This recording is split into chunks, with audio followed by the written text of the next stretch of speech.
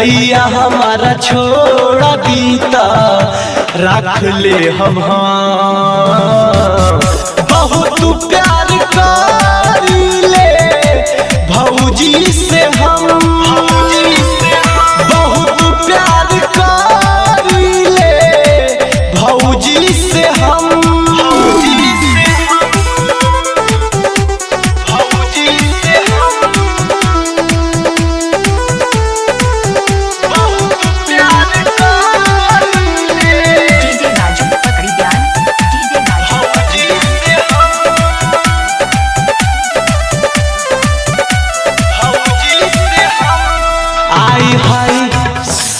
तीन बार खले एगो भौजी के भतार हो आय हाय सवा तीन बार खले एगो भौजी के भतार हो हम ही तकिन के देनी सोरा हो सिंगार हो साथे जिए मरे के साथे जिए मरे के खैनी कसम बहुत प्यार करेनी भौजी से हम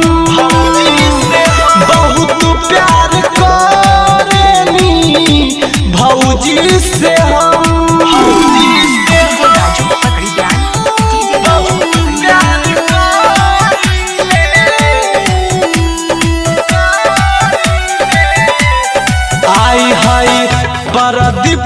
परदेसी से नहीं कवनो डरबा आय हाय शंभु सम्राट से नहीं कवनो डरबा अब भौजी के जिंदगी में घोरले जहरबा आर्यन खिले सनिरमल आर्यन खिले सबलू जान ले न कम बहुत प्यार करेनी भौजी से हम बहुत प्यार करेनी भौजी से हम भैया हमारा छोड़ा दीता भैया हमारा छोड़ा दीता रख ले हम